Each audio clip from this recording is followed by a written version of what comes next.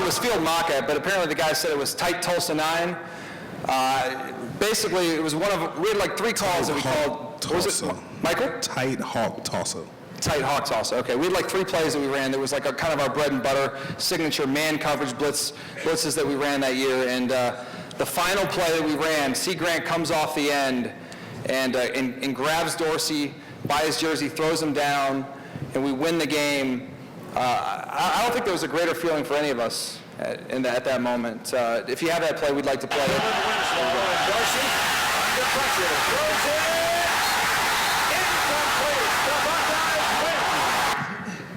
Wilhelm?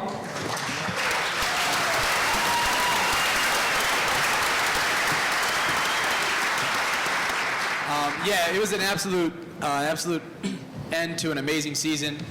Funny story about that is, again, for those who know football, is the running back actually went the wrong way in the protection. So if the running back turns to the right, C. Grant is actually blocked on that play.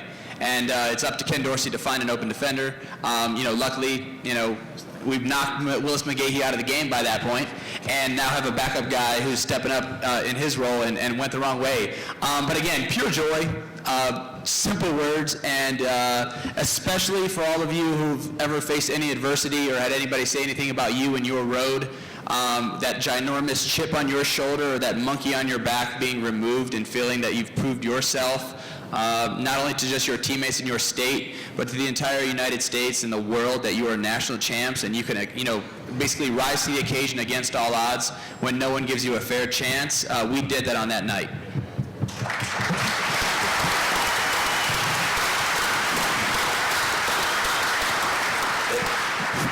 I was in the slot receiver. I just remember being in that huddle, and they called it like a timeout, and they came back out there, and I just remember lining up and looking at my guy, but wanting to look in the backfield, because they never tell you the true story of Mike Dawson as a player on the field, because sometimes as coach would know, I would kind of do the freelance. They call it the Mike Doss play of the game. I would just make a play up and do my thing. But in that particular instance, I never forget, I just lined up with my guy and I said, I'm just going to guard my guy. I can't do anything but guard my guy. Do your job. D'Antonio, do your job. And I just remember lining up and running with Edmondson to the flat and seeing C knock that ball, sack him and throw him down.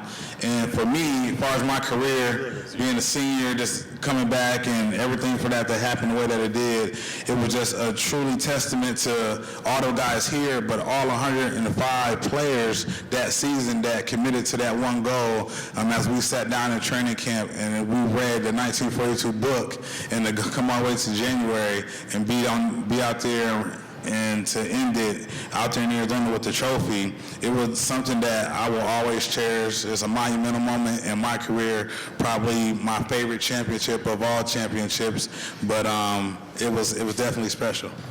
Timmy? Well, I'm not gonna lie, I thought that was actually gonna be me on that play.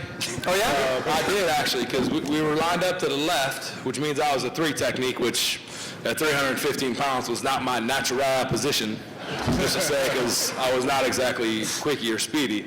But, they didn't have a tight end.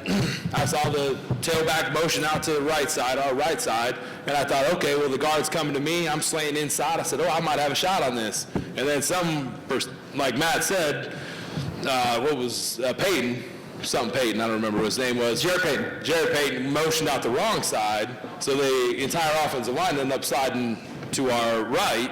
So I was picked up, and I thought, oh man, what the hell's going on? And then all of a sudden, I just heard the place erupt. So I knew something good had just happened for us. Because for those people that were out there, I don't know if there were too many Miami fans that were actually at that game. But when the stadium erupted, I knew we were in good shape.